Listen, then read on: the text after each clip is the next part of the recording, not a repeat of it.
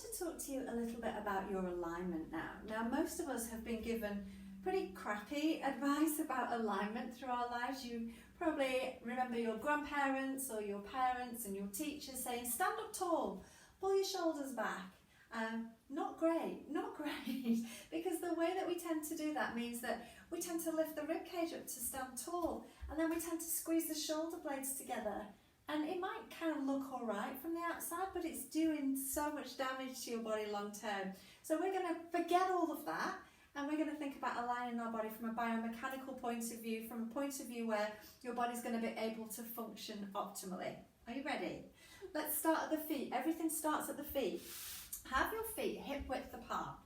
To find hip width apart, it's not a really accurate explanation, because I want you to be ASIS width apart. And ASIS are your anterior superior iliac spine, so it's the bony projections on the front of your pelvis, often called your hip bones. Okay, so find your hip bones, and then imagine if you were to drop a plumb line from your hip bone down to the floor.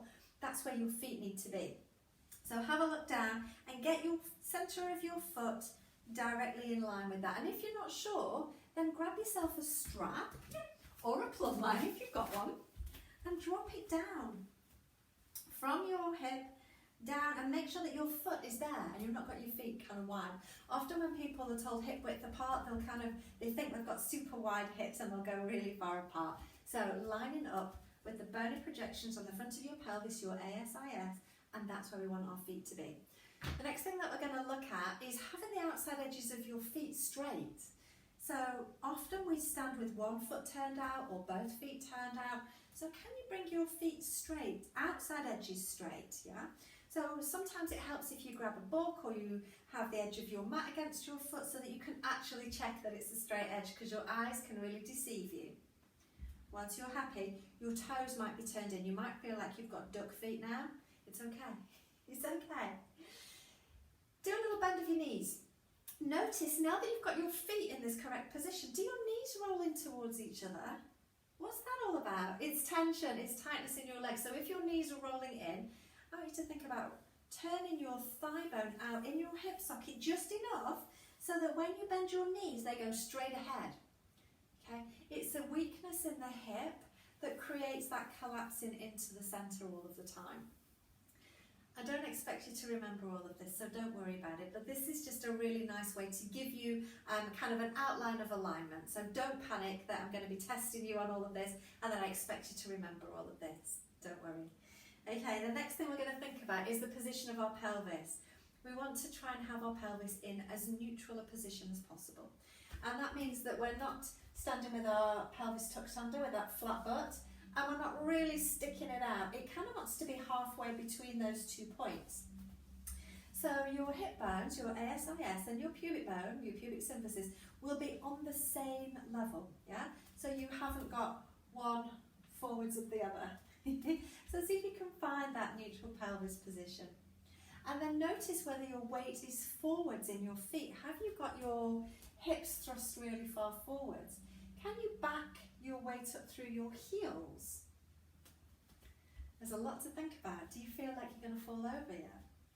Okay, so we've got our weight backed up through our heels. Now we're going to think about the rib cage. Can you relax your rib cage? If you have a feel, you shouldn't be able to feel your lowest rib because it almost kind of tucks in a little bit. So have a little feel. And we want the rib cage and the pelvis to be on the same level. So again, you don't want to have your rib cage forwards of your pelvis, yeah? So allow those ribs to relax down to bring you into an aligned position. Nice and wide now through your chest and your shoulders. Arms are down by your sides. Now, let's think about shoulder and arm position in here. Most people have that rounded forward shoulder position so that when their arms come down by their sides, and check yourself, the backs of the hands are forwards and their shoulders are forwards. Now, it might not be quite as exaggerated as that. It might. But kind of check yourself. Are your shoulders rounded forwards? Are the backs of the hands forwards? I want you to think about being nice and wide through the chest and the shoulders. And palms of the hands are going to face in towards your thighs.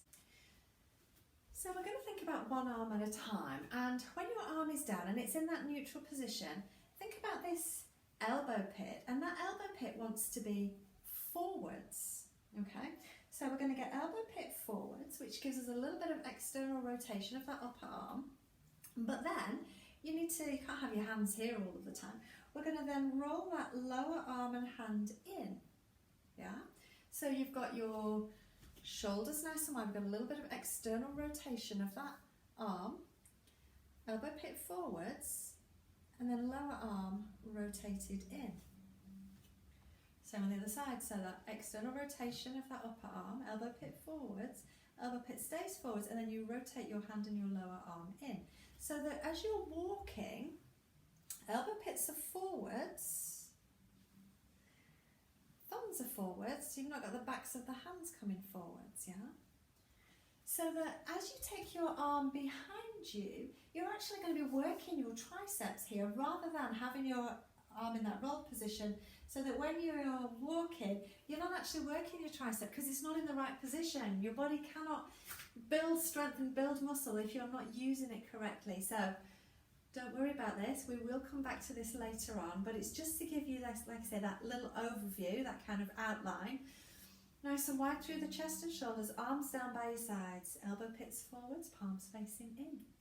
Next time you go for a walk, just have a little think about where your arms are and whether you are encouraging that kind of rounded, shouldered position.